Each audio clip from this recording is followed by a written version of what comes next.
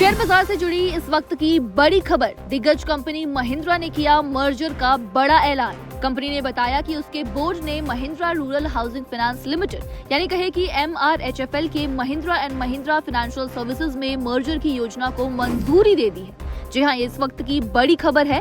Company की exchange filing के according ये मर्जर शेयर होल्डर्स, लेंडर्स और रेगुलेटर्स सेबी की मंजूरी के बाद ही पूरा होगा। आपको बता दें कि Mahindra rural housing finance Mahindra and Mahindra financial services की एक सहायक कंपनी है। MRHFL का मुख्य कारोबार लोगों को घर बनाने, घर खरीदने और हाउसिंग से जुड़े कामों के लिए कर्ज देना है। वहीं महिंद्रा फाइनेंस नए और पुराने वाहन, tractor, passenger vehicle, commercial vehicle और छोटे कारोबारियों को कर्ज देता है। कंपनी का ग्रामीण और छोटे कस्बों में काफी मजबूत नेटवर्क है। अब दोनों कंपनियों के कारोबार को एक ही लिस्टेड कंपनी के तहत लाने की बड़ी योजना है, जिसका मतलब ये हुआ कि महिंद्रा फाइनेंस के पास वाहन और ग्रामीण कर्ज के साथ साथ हाउसिंग फाइनेंस का कारोबार भी एक ही प्लेटफॉर्म पर आ जाएगा।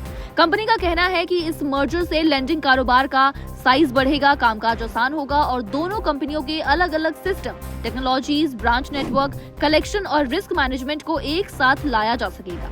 कंपनी के बोर्ड ने महिंद्रा रूरल हाउसिंग फाइनेंस के महिंद्रा फाइनेंशियल सर्विसेज में विलय की स्कीम को मंजूरी दी है। इसे मर्जर बाय एब्जॉर्प्शन कहा जाता है, यानी आसान भाषा में इसका मतलब समझे तो MRHFL का पूरा कारोबार, संपत्ति और देनदारियां महिंद्रा फाइनेंस में ट्रांसफर हो जाएंगी। इसके बाद MRHFL अलग कंपनी के रूप में काम नहीं करेगी, बल्कि उसका कारोबार महिंद्रा फाइनेंस का एक अहम हिस्सा बन जाएगा।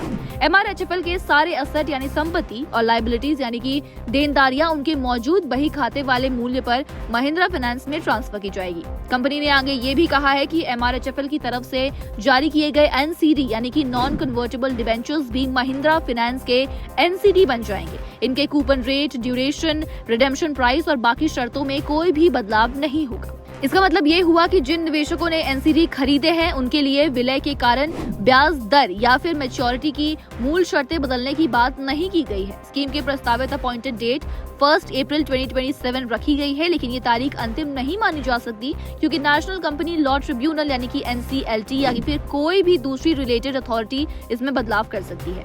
कंपनी को इस मर्जर के लिए कई मंजूरियां लेनी होगी। इसमें नियामक मंजूरी, शेयर होल्डर्स की मंजूरी, कर्जदाताओं की मंजूरी और NCLT की मंजूरी भी शामिल हो सकती है। इसलिए अभी ये कहना सही नहीं होगा कि मर्जर पूरा हो चुका है। फिलहाल बोर्ड ने योजना को मंजूरी दी है। अंतिम मर्जर सभी जरूरी प्रक्रिया पूरी होने के बाद ही की जाएगी।